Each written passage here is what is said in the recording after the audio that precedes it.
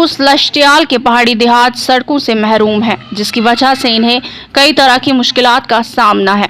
वहीं अब इंतजामिया की जानिब से सड़क की तामीर को मंजूरी दे दी गई है और तामीरात का आगाज किया गया है। इसी दौरान लोगों ने खुशी का इजहार करते हुए इंतजामिया का शुक्रिया अदा किया।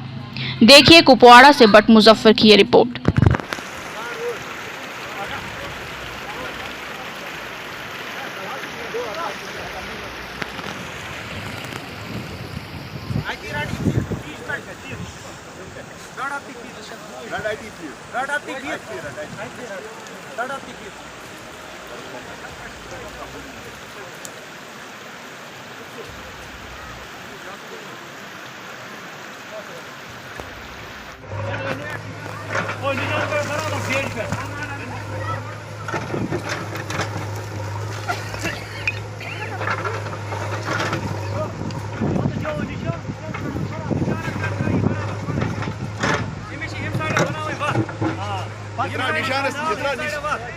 Nişanız nicht tragen. Ja, drei vorne, je weiter, anders, folgen wir anders. Alle bij school, wacht van nu.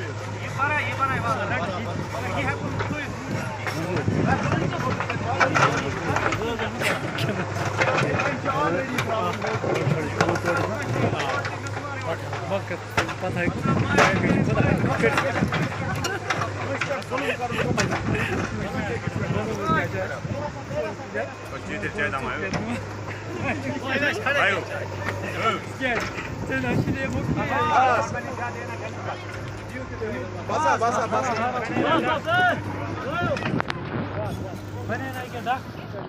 ये पर छोड़ के नुकते डाक बनाओ छोड़ के नुकते बनाओ ने पर डाक जोड़ के